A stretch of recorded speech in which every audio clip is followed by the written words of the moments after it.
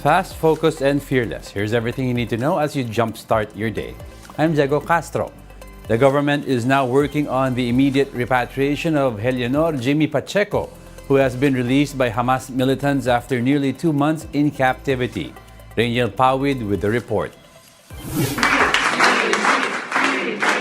With cheers and claps, OFW Eleanor Jimmy Pacheco got discharged from hospital in Israel, where he received medical assessment after being held hostage and released by the militant group Hamas. Philippine officials are now working on his immediate repatriation.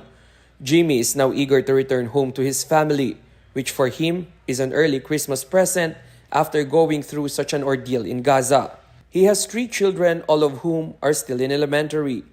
Lagi ko pong pinagdasal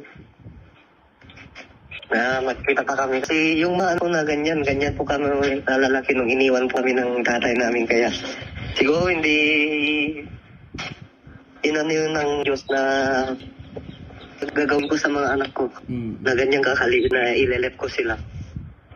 While government officials work on his return to the Philippines, Jimmy is currently staying with his late employer's children.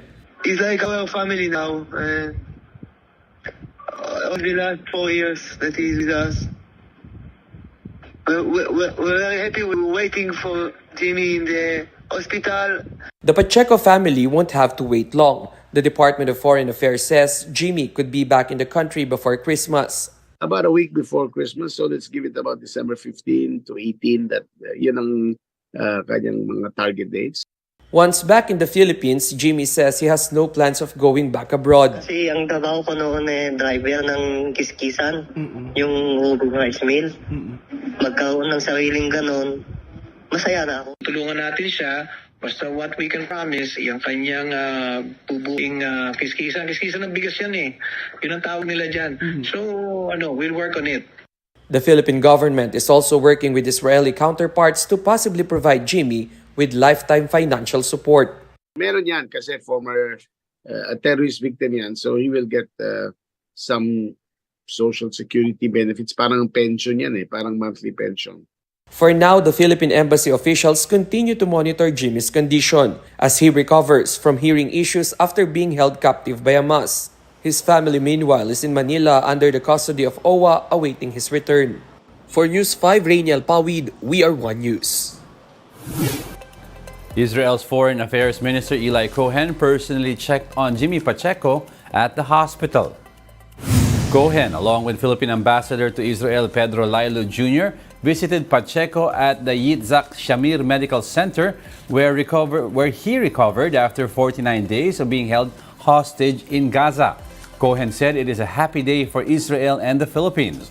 The foreign minister emphasized that foreign citizens will receive dedicated care from Israel and will be entitled to all of their rights from Israel's national insurance.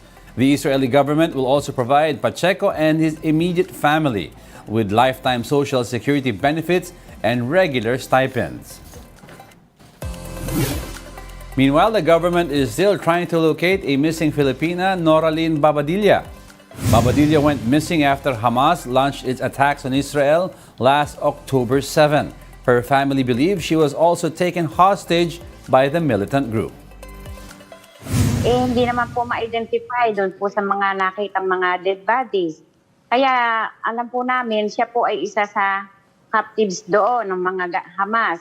At isa pa po ay may nag-confirm po sa pinsan po doon sa kapatid na si Exo na hostage nga daw po siya. Kaya malakas po ang loob namin at umaasa po kami nandoon siya. The DFA, though, is still reaching out to Israel and Qatar about any information. The agency says Jimmy Pacheco was not able to explicitly confirm whether there are other Pinoys that were taken hostage with him. Wala siyang alam na ibang hostage. Kasi iba naman lugar ng mga hostages. Si Miss Noraline, tira po saan siya, hindi natin siya matagpuan. Maaring isa sa mga namatay, pero kung isa siya sa mga hostages, hinihingi natin ng confirmation at para mapalaya na rin. We'll be back with more stories after the break. Keep it here on One News.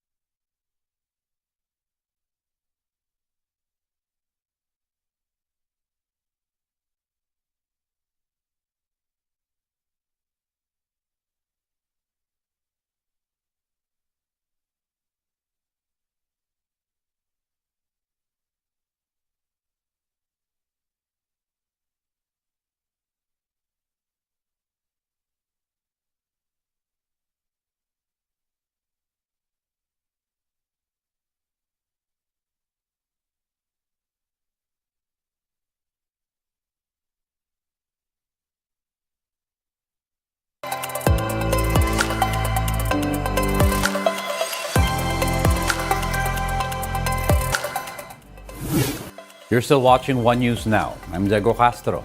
Vice President Sara Duterte says Malacanang's position on the International Criminal Court should be followed.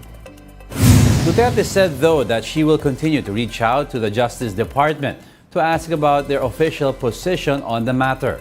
She is also asking the DOJ about possible legal action against proposals to allow the ICC probe into the drug war of her father, former President Rodrigo Duterte. We all should respect the position of the president being the chief architect of foreign policy. So yun po lahat na dapat na posisyon nating lahat. We will continue to reach out to the Department of Justice regarding our position on this matter, and we will lay down the legal basis of our position with the DOJ. When pressed about Marcos's supposed change of tune over the ICC investigation, VP Sara didn't really have an answer. Merong sudden change po dun sa position ng government. I cannot speak for the president. You need to ask the president on this matter. Defense Chief Gilbert Chodoro argues that bilateral talks with China on the West Philippine Sea is illogical at this time. Chodoro said bilateral discussions with Beijing on the disputed waters would not be fruitful until there is concrete proof of China's sincerity. He emphasized that formal bilateral talks should only occur when it is confirmed that of China's ongoing illegal activities, cautioning that engaging in negotiations under such circumstances could impede the Philippines from a formal bilateral discussion should only be held when it is proven that they are sincere. But the president himself has said their illegal activities continue unabated. So to enter into bilateral negotiations and not talks, in that context, will be just, to me, playing into their playbook. Let's now take a quick look at other stories we are watching. The Agriculture Department is not planning to impose a suggested retail price on onions despite a spike in retail prices. The agency says there is currently no supply shortage. Manibela says they are preparing for a bigger transport strike. This comes as the government maintains that consolidation deadline for the PUV modernization program is non-negotiable. And prices of diesel and kerosene increased by 30 centavos and 65 centavos per liter, respectively, effective today, November 28. Gasoline prices, meanwhile, are retained from last week. And that's it for this hour. Join us again at 9 a.m. as we continue to monitor the day's biggest stories. I am Diego Castro. We are One News. All sides, all the time.